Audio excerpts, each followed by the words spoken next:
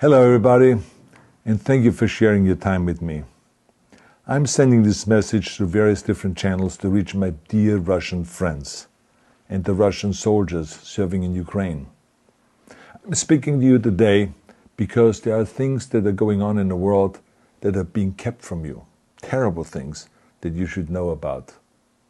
But before I talk about the harsh realities, let me just tell you about the Russian who became my hero. In 1961, when I was 14 years old, a very good friend of mine invited me to come to Vienna and to watch the World Weightlifting Championships. I was in the audience when Yuri Petrovich Vlasov won the World Championship title, becoming the first human being to lift 200 kilograms over his head. And somehow a friend of mine got me backstage. All of a sudden there was a 14-year-old boy standing in front of the strongest man in the world. I couldn't believe it. He reached out to shake my hand. I still had a boy's hand. He had this powerful man's hand that swallowed mine. But he was kind, and he smiled at me. I will never forget that day. Never. I went home and I put his photo above my bed to inspire me when I started lifting weights. My father told me to take down that picture and to find a German or an Austrian hero.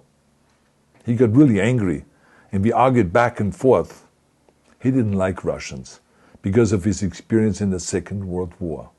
You see, he was injured at Leningrad, where the Nazi army that he was part of did vicious harm to the great city and to its brave people. But I did not take the photograph down, no, because it didn't matter to me what flag Yuri Vlasov carried. My connections to Russia didn't stop there, by the way. Oh, it actually deepened when I traveled there with bodybuilding and for my movies and met all my Russian fans.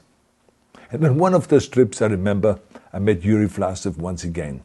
It was in Moscow during the filming of Red Heat, which was the first American movie allowed to film in Red Square. Now, he and I spent the whole day together. He was so thoughtful, so kind, and so smart, and, of course, very giving. He gave me this beautiful blue coffee cup. And ever since then, I've been drinking my coffee out of every morning. Now, the reason why I'm telling you all of those things is that ever since I was 14 years old, I've had nothing but affections and respect for the people of Russia. The strength and the heart of the Russian people have always inspired me. And that is why I hope that you will let me tell you the truth about the war in Ukraine and what is happening there. No one likes to hear something critical of the government, I understand that. But as a longtime friend of the Russian people, I hope that you will hear what I have to say. And may I remind you that I speak with the same heartfelt concern as I spoke to the American people when there was an attempted insurrection on January 6th last year, when a wild crowd was storming the US Capitol, trying to overthrow our government.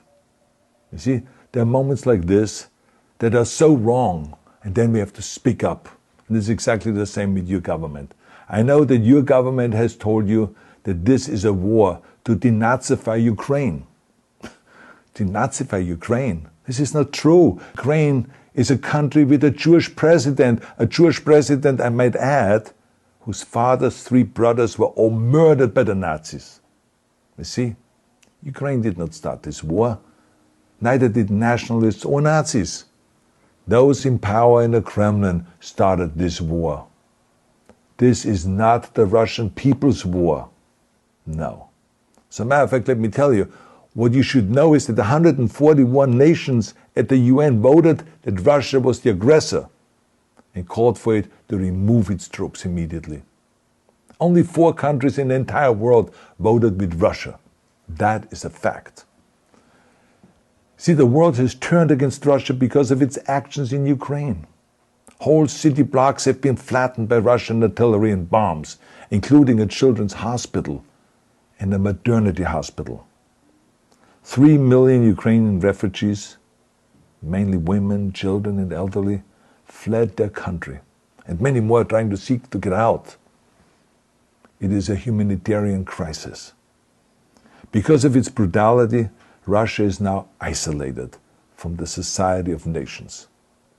You're also not being told the truth about the consequences of this war on Russia itself. I regret to tell you that thousands of Russian soldiers that have been killed. They have been caught between Ukrainians fighting for their homeland and the Russian leadership fighting for conquest. Massive amounts of Russian equipment have been destroyed or abandoned. The destruction that Russian bombs are raining down upon innocent civilians has so outraged the world that the strongest global economic sanctions ever taken have been imposed on your country. Those who don't deserve it on both sides of the war will suffer. The Russian government has lied not only to the citizens, but to its soldiers. Some of the soldiers were told they were going to fight Nazis. Some were told that the Ukrainian people would greet them like heroes, and some were told that they were simply going on exercise. They didn't even know that they were going into war. And some were told that they were there to protect ethnic Russians in Ukraine.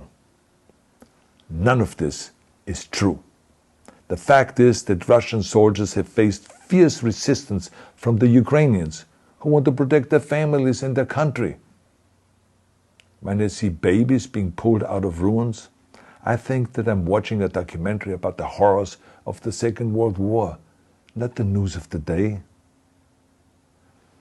Now let me tell you, when my father arrived in Leningrad, he was all pumped up on the lies of his government. And when he left Leningrad, he was broken, physically and mentally. He lived the rest of his life in pain. Pain from a broken back, pain from the shrapnel that always reminded him of these terrible years, and pain from the guilt that he felt. To the Russian soldiers listening to this broadcast, you already know much of the truth that I've been speaking. You've seen it with your own eyes. I don't want you to be broken like my father. This is not the war to defend Russia that your grandfathers or your great-grandfathers fought. This is an illegal war.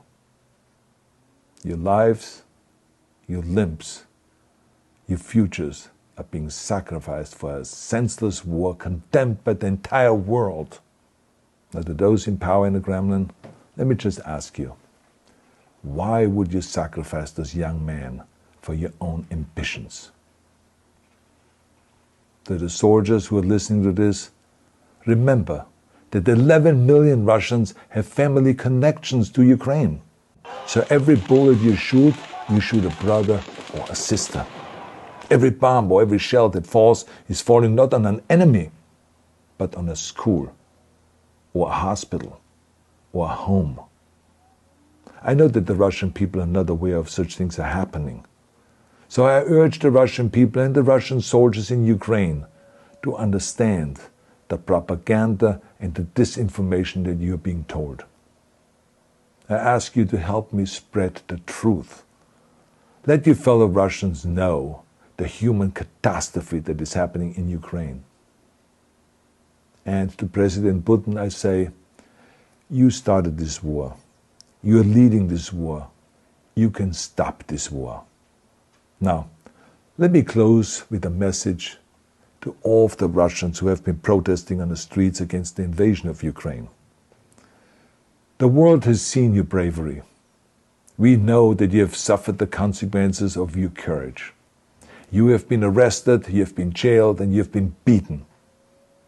You are my new heroes. You have the strength of Yuri Petrovich Vlasov. You have the true heart of Russia. My dear Russian friends, may God bless you all.